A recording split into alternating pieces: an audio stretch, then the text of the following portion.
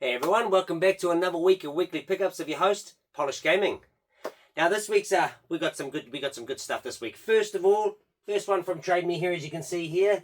I got this one off Trade Me from Zombie1307. Now this is the WWE All-Stars Brawlstick for the Xbox 360. This one I paid $30 for. On a dealer meter this week I get a 5 out of 5 because this one goes for $100 to $150 on eBay. Can't seem to find anything on price charting, but this is in pretty pristine condition. Let's see if I can actually open it up, maybe. Oh no, because it opens up weird. No, because I'll drop it. But yeah, it's pretty. It's got all its polys and everything like that. It's got all its foam, and that's pretty cool. I do like arcade sticks. They are a bit bulky, but I do like to collect them when I can. I do have that one. Recently got a Tekken X Street Fighter one. I had the Mortal Kombat one, but I don't have the original box for it, and I have a Tekken 6 one as... Yeah, Tekken 6 one as well. That goes to the Xbox 360, but unfortunately with that one as well, same thing. I don't have a box for it, but hopefully later on I'll find them. Next one here is another person from Trade Me. This is Phantom 2049. Now this is Golden Glory, The Road to El Dorado. Now this is $21. On the dealer meter this week it sits at a 2.5 out of 5 because it sits at $26. This goes off the movie, of course, The Road to El Dorado. I never actually watched it, but it is a DreamWorks movie, and normally these ones were actually pretty fun, like Hercules and stuff, and like there's another one like that. What was that? Toy Story and stuff. There was a lot of them that were actually tie-ins to PS5, PS1 that were actually pretty fun. Like if you actually played them, you got a good game. Like Toy Story 2 on the Dreamcast, pretty fun game, pretty fun. So enjoyable if you if you've got a little bit of time and have a bit of a jam. Next one here is Gardening Mum. This one is from Trade Me Sidewinder. This is Gardening Mum Forest Friends. This one I bought for $15.50 and it sits at a 4 out of 5 on a dealer meter because it sits at $31. Now, the reason why I say 4 out of 5 for this one, and it doesn't seem to be that high, is because it's very weird. On my price charting, it's 6 to 65. I believe that may be the NTSC copy because there's a lot selling for 65. There are a few PAL copies selling for 65, but I normally put it down to around about 30. That's what it's pretty much averaging out about. But the old Gardening and Cooking Mama 1 series is pretty fun to get, so I always try to find those ones, same as the Nintendogs kind of stuff. But cool to get that one there. Next one, this one here is from Trade Me Ed Wells. Now, I have been after this one actually surprisingly for quite a while. It normally sits, people seem to sit at around about $40, but for this one, I managed to get it for $16.12. Still a little bit over what it normally goes for. 2.5 out of 5 on a dealer meter this week because it sits at $14.61.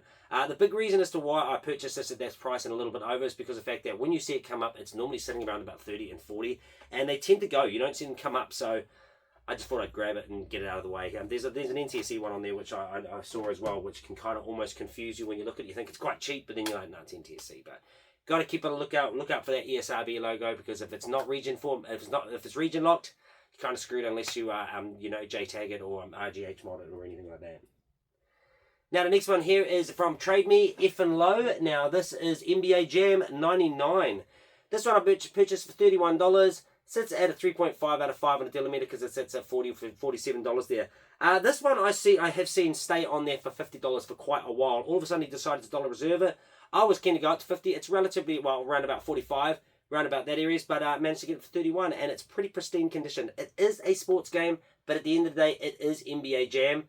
Whether or not it does the whole boom shakalaka and he's on fire and all that, I actually don't know, but I get the feeling this is not like the original NBA Jam, like Tournament Edition or anything like that, but still an NBA Jam, and I do collect those. So, yeah, I think there's another old school member as well that collects them, Tim Arkley. He goes for every single NBA Jam, so I'm trying to find them all. It was a really favourite game. I really enjoyed it back in the day, so yeah, getting them is quite a bit of fun, and yeah, kind of like I say, you get subsets and they kind of take it down and makes it a little bit more collecting, a little bit more fun. It seems like less of a chore, I guess.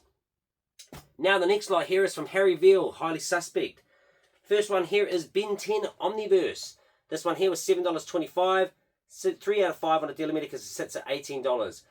Ben 10's another weird one. Sometimes the games like Omniverse 2 on Xbox 360 is a little bit higher than usual, but normally they sit around about 10 to 15 areas.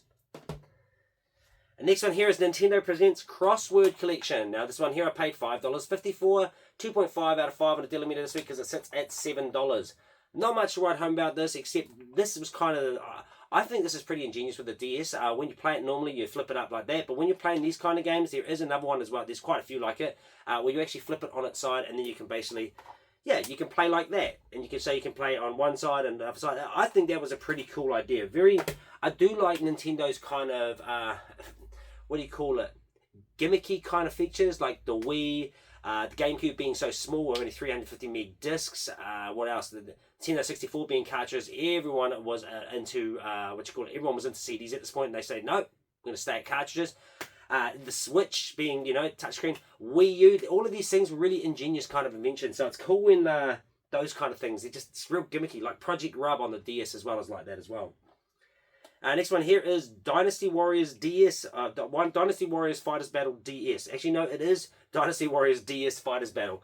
This one here is, it's Dynasty Warriors, not much to write at home about, but I do like the Dynasty Warriors series. So this one here I paid $23 for. Unfortunately with this one, I know it's actually 2.5 out of 5 on the Dealer Meter because it sits at $25.17. I thought this was the one that I overpaid for, but this isn't actually too bad, this one.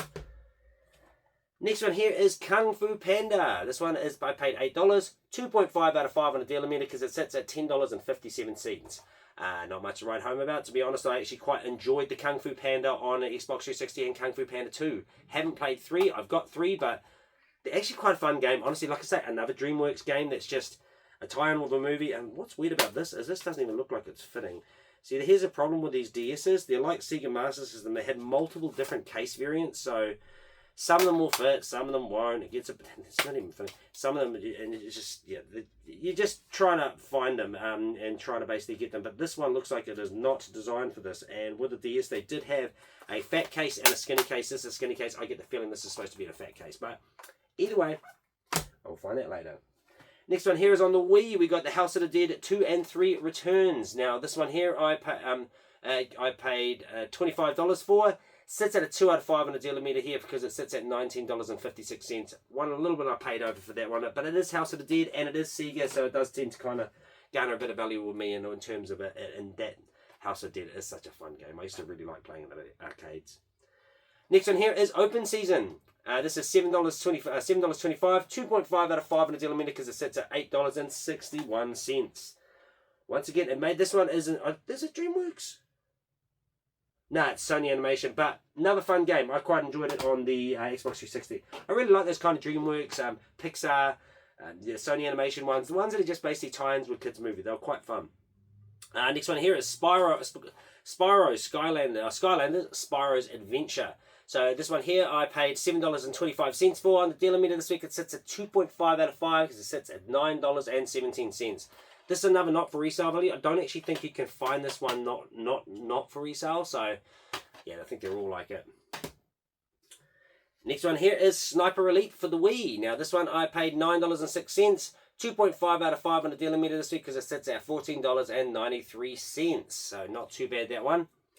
Now the next one here is a Grail. I've seen this one come up. Like I said, I had a video where I was talking about basically how it's not Rule of Rose, it's not QAnon.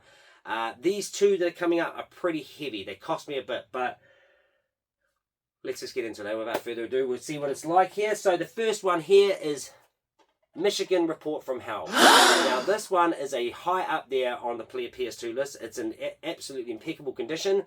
This one I paid $550 for. It sits at a 4 out of 5 on the Dealer Meter because it sits at $608.30. Now, Harry allowed me to pay this one off over time because I just couldn't afford it at that time. I paid for this one. And with that as well, I also paid for Teenage Mutant Ninja Turtles 3 Mutant Nightmare, which I paid $154 for this one. This one sits at a 5 out of 5 in the Dealer Meter because it sits at $270.36. These two alone were $700. What? No, $550, $700. No, $50?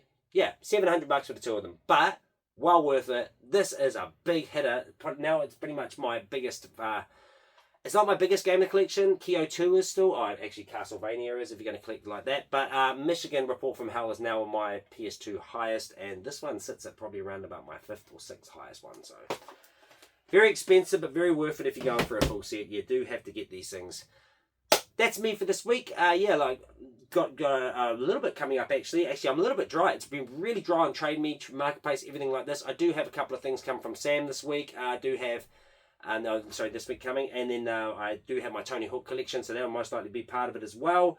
So not Tony Hawk's 3 and 4. I got basically a couple of special things in here. I do have a couple of Xbox games coming in, so hopefully I've got enough to actually put me up for this week and give me some weekly pickups. But yeah, it's slim pickings at the moment. I did manage to get myself some, as you can see, I'm still going hard into Pokemon, can't find Surging, so it's just one of those things that I'm starting to kind of dig deep into another set. So 151, it's coming for you, I'm doing that as well. And yeah, so that's me for this week. Don't forget to like and subscribe to my channel. Ring that notification bell to be notified of all my videos that come out. Yeah, I'm really liking the fact that you guys are a lot of views on a couple of my shorts at the moment. Not really getting too many views on the big videos, but hey, we'll get there one day. And at the end of the day, it is fun for me to just kind of show you guys some information and a little bit of my collection. And yeah, and just have some fun with it. That's the whole idea, right? Just have some fun. But yeah, until the next time, I'll see you when I see you. Have a good day.